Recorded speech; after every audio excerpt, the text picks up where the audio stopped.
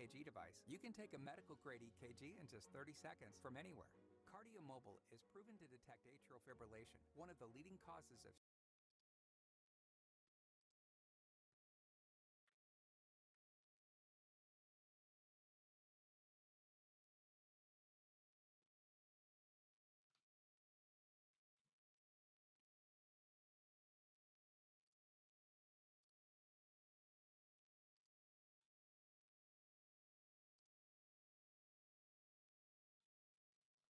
Welcome in, everyone. We are waiting for Nancy Pelosi. Hope you guys are staying safe, staying active. Reverb Twang, hey, how are you? Hello, hello. Her staffers have been moving around a little bit in the back, so she should be coming out any moment here. Thanks for liking the video, guys. Looking forward to hearing what Nancy has to say. Here she is. I'm going to turn this volume up for you. Good morning. While we celebrate and observe Martin Luther King Day Monday, today is actually Reverend Martin Luther King's birthday. And as we observe it in this extraordinary time, it's important to remember his words, all of them so appropriate, one time or another. Today, I remember him saying, "True peace is not merely the absence of tension. It is the presence of justice." I particularly am drawn to that phrase because one of my favorites that I have in my office is Pope Paul VI. He said, "If you want peace, work for justice." The connection is very clear. Justice is called for as we address the act of insurrection that was perpetrated against the Capitol complex last week. Right now, our managers are solemnly and prayerfully preparing for the trial, which they will take to the Senate. At the same time, we are in transition. With a COVID relief package, President-elect Biden announced last night he is delivering on what he said when he was elected. Help is on the way. His plan makes big, bold, urgent action building on some of our Democratic initiatives in the last Congress, including an increase in direct payments to $2,000, vaccine distribution and testing support in a fair and equitable way, addressing the disparities in access, additional aid for small businesses, funding for state and local governments to protect our heroes' jobs, extension of unemployment benefits, help for renters, for food insecure people, and for our children. As the last jobs report of the Trump administration shows, the need could not be more urgent. Moody Analytics says, this morning, they say that this package, the rescue and recovery package put forth by Joe Biden last night, this package will take us to full employment by 2021, one full year earlier than it would occur without it. 2021 versus 2022, one full year earlier. In just 5 days, Joe Biden and Kamala Harris will be sworn in as President and Vice President of the United States. Following the attack last week on the Capitol complex, there's been unprecedented mobilization of security in the Capitol. I want to express gratitude to our Capitol Police, to the National Guard who are present here to protect our democracy. They have shown great courage. We're very proud of them, and I was honored to be able to extend gratitude to them in person on behalf of the Congress. We must subject this whole complex, though, to scrutiny. You can tell that she's having a hard time talking about that day. To that end, I have asked retired Lieutenant General Russell Honore to lead an immediate review of security infrastructure, interagency processes, and command and control. The general is a respected leader with experience dealing with crises. As a former Vice Director for Operations, J3, with the Joint Chiefs of Staff, his focus was military support to civilian authorities. And he has experience with the National Capital Region's security. House leadership has worked with General Honore, seen up close and personal his excellent leadership at the time of Katrina. Particularly Mr. Kyburn was the head of our Katrina task force. So he and I and others know full well how fortunate we are that the general has accepted as willing to do this. Members are moving forward with strong oversight from committees, of course, to have after-action review. There is strong interest in the Congress in a 9/11 type commission, an outside commission, to conduct that after-action review. In the meantime, I'm very grateful to General Honore for taking on this responsibility. I find this to be a very emotional time. I've said to the members, we're very passionate to our reaction to this assault on our democracy, on this temple to democracy. We're very passionate about our reaction, but we must be very dispassionate in how we make decisions to go forward for security, security, security. As I see many of the films and the incitement of it all by the President of the United States, but as you see the film, one figure, so many disgusting images, but one figure of a man in a shirt with Auschwitz on it. Auschwitz. Work equals freedom to Auschwitz. This is in this January, 1 year ago. I had the privilege of bringing a delegation in January to Yad Vashem, the Museum of the Holocaust in Israel, to join heads of state. I came as the head of this Congress to observe the 75th anniversary of the liberation of Auschwitz-Birkenau. On the way to Israel, I brought the delegation to Auschwitz and Birkenau. Probably one of the most transformative national security visits that we have made. All of our travel outside the country is about our national security. And so was that. To see the dehumanizing of people that was perpetrated there was so overwhelming. To see this punk with that shirt on and his anti-Semitism that he has bragged about, to be part of a white supremacist raid on this Capitol, requires us to have an after-action review, to assign responsibility to those who were part of organizing it and incentivizing it. In the meantime, we're grateful to General Honore for making some recommendations to us on how we can keep our members safe, our staff safe, the people who make the building function, our custodians and the rest, who had to clean up after this insurrectionist mob. But security, we take an oath to protect and defend the Constitution, our democracy. And that is what we will do. And we will protect all of those who are here to honor their oath of office. Questions? Yes, ma'am? Thank you, Madam Speaker.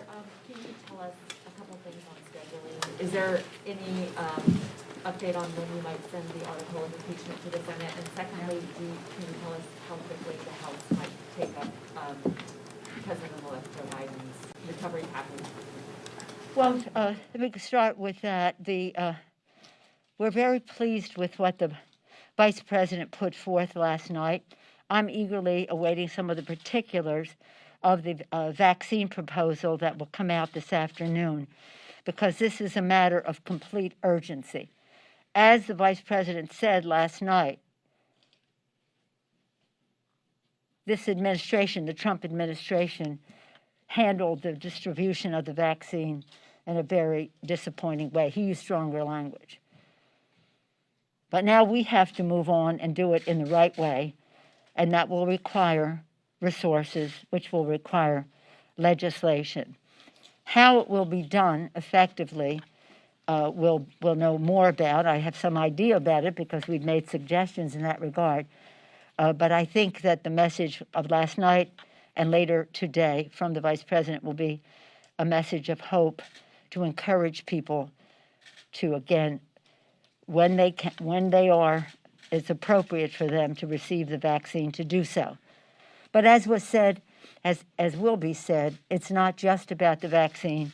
It's about testing and distancing and all the rest as we go forward so that we can crush the virus, which is what we must do. Crush the virus so we can open our schools and our businesses, honor our heroes who are on the front line of this, our healthcare workers, our police and fire, first responders, transportation, sanitation, food workers, our teachers, and put money in the pockets of the American people so that the lives and the livelihood of the American people are addressed. So we're hoping that we can work in a bipartisan way as we go forward.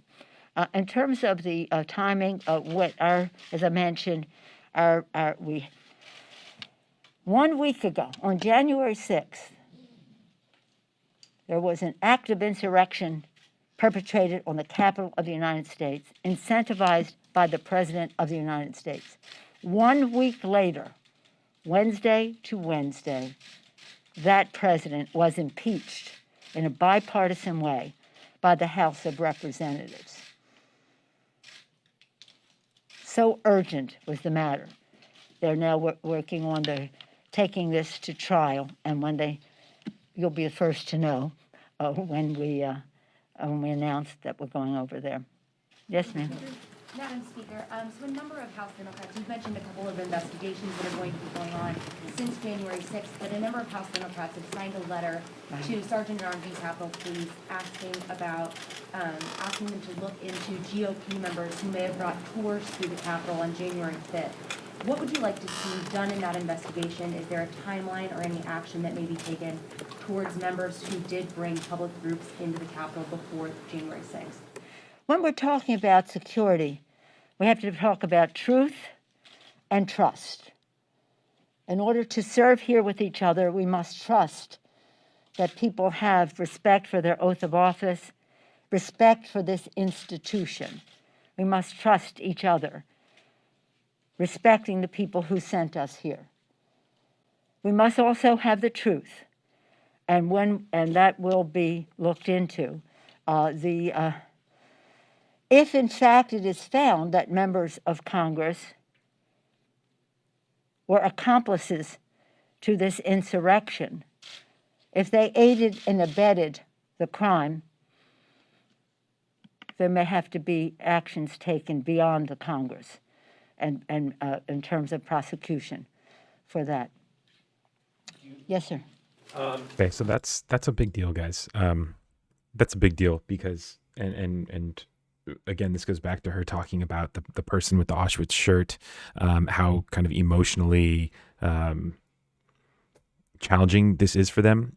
That's because Alexandria Ocasio-Cortez made an Instagram post. I think she was on Instagram Live talking about how she felt like she may not live through that riot. How she felt like she couldn't go to the evacuation zone because she knew that there were other Republican congressmen who she said are part of the white supremacist like group that like this alliance in Congress, that she was afraid that they would tweet or give the mob her location. Like, it's so much more serious than, we all watched it from the outside, like being there, being behind those doors with dozens, hundreds of people on the other side of them, like banging and yelling threats. Like, I can't imagine how, terrifying it must have been there. And we're starting to see that now. This is Nancy Pelosi's pretty emotional in this press conference, but that right there about the investigations, about Republicans who helped them, because now there's reports that this freshman Colorado Republican was tweeting out Nancy Pelosi's location. Really disturbing stuff coming out. So we're starting to peel back the layers of what happened on the 6th, and it's really dark. Really, really dark. So that was a really important question and a really important answer, because Nancy Pelosi wants to see investigations, and she wants to see things happen beyond just, being punished in Congress. So criminal charges, essentially, I think is what she's saying here. Let's get back to it. We all are seeing the extraordinary security measures now in place here on the Capitol and really throughout much of the district. I'm just wondering your level of comfort about next week's inauguration. Let me just say, and thank you for the question, as a member of the JSIC, the committee that prepares for the inauguration, for a long time now, weeks, it has been determined that we would have a very small inauguration because of COVID, that in order to have the distancing and the rest on the platform and then some people down below, it would be necessary to limit it. I don't know if they have publicly released the number, so I won't, but a very small number of people, a tiny percentage of the people participated before. Most disappointing, because obviously we're excited about nominating a new president of the United States, but not at the risk of people's health and well-being and indeed their lives. So this is always going to be small. Now, with the insurrection of last week, it is necessitated by security to have more security, but it hasn't changed the nature of the swearing in. I think it's important for people to know that. This is not a concession to the terrorist. It is a recognition of the danger of COVID. Again, I'm in close touch with, I will be again for like the third time in 2 days with the Secretary of the Army, spoke with the head of the Secret Service last night. We all want to be sure that the requests that are made by the Capitol Police are being honored by those who are in a position to meet the needs. It depends on the intelligence, and we have to have more security than the intelligence might warrant. I think in this case, redundancy may be necessary. Not too much, but enough. Yes, sir. Yes, sir. First off, the Republicans are saying that as far as the metal detectors are concerned, that the danger on January 6th came from the outside, not the inside. And secondly, as far as the Speaker's lobby is concerned, totally different issue. When can we expect that to be opened for us? And will it be when the pandemic ends? And when do you see that happening as far as it won't be 1 minute before it is safe to do so from a COVID and a security standpoint, or 1 minute later than that. Yes, sir. Madam Speaker, while Representative Ryan's subcommittee will be investigating the Capitol Police. I'm sorry? While Representative Ryan's subcommittee will be investigating the Capitol Police. Oh, Ryan. Right. For benefit of the legislative branch of the Appropriations Committee, yes. At the bare minimum, what would you like to see in reforms of the U.S. Capitol Police, especially in light of allegations from members of the caucus of institutional racism within the police force and also maybe even collusion in the insurrection? What reforms would you like to see? Well, I think the investigation is central. That has to come first. But there will be, in addition to Mr. Chairman Ryan's Ledge Branch Committee, we have Homeland Security Committee. We have issues that relate to intelligence from Judiciary and Intelligence Committee. We have the Armed Services Committee. So there'll be a full, the committees will be doing their oversight in many different ways. And of course, the Appropriations Committee and the Oversight Committee have overarching responsibility. But it again, the investigation will tell us what we need to know to have truth so that we can trust the system that we have here. And it's so sad. Imagine like 10 days ago, as I said, we really lost our innocence in this because we always prepare to protect and defend from all enemies, foreign. But the Constitution oath also says, and domestic. And now we have to protect ourselves from enemies domestic. How close within? The investigation will let us know. Could you withhold the article indefinitely? Are you considering withholding the article indefinitely? Oh wow. Okay, so yeah, that was a really intense way to end the press conference. Wow. Okay, so essentially, let's see. We just started from the beginning. Okay. Anyway, yeah, that was intense. That was. Let's see. Am I backed up here? There we go.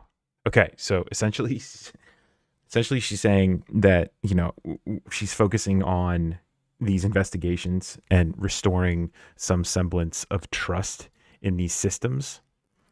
And then she just went straight into their enemies, foreign, you know, domestic and abroad, right? She's talking about like domestic enemies and having to like clean out our systems, which if you look at this event, right, this really crazy event that happened, right, the Capitol Hill assault, like maybe this will serve, you know, some like there will be some good behind, you know, what comes of this, because the work that's going to be put into, you know, holding people accountable and investigating like what exactly happened, we're going to uncover, you know, if there are Trump people, you know, in positions of power who were, you know, who purposely broke down the chain of command, or, you know, why troops weren't sent, you know, by the Department of Defense quicker than they should have been, you know, when the Capitol Police were asking for that, you know, how this all broke down. If in fact there were Trump people involved, like we're going to purge them from the systems. And that's pretty much what Nancy Pelosi was saying there, that there are, like, we just impeached Donald Trump, right, for the second time, because he not only should he not be the president of the United States, but he just led a group of, you know, encouraged a group of terrorists to storm our Capitol. Like, the guy is an enemy to democracy. Pretty intense way to end the press briefing. And that's why Nancy Pelosi is Nancy Pelosi, because she knows, all right, I'm going to lay down. I'm going to lay it out on the table before I leave. So just real quick, you know, breaking down what she talked about. A lot, she started by talking about COVID relief, but then she went straight into talking about these outside commissions who are going to be investigating what happened on Wednesday. Like, she also talked about the importance of them being independent commissions. And that's something that I think we talked about in one of the live streams. I think that's what we talked about in one of the live streams, keeping those investigations independent. And that's really crucial, because actually the Department of Justice, the Defense Department, Homeland Security, they announced that they will be launching inspectors general's investigations into their departments and what happened, why the Defense Department didn't get troops there, why the Department of Justice, why things broke down. Communications broke down. Why they knew. There was a report out of the Norfolk office from the Department of Defense saying that there was going to be violent conditions in that, like after that rally. That was the day before the riot.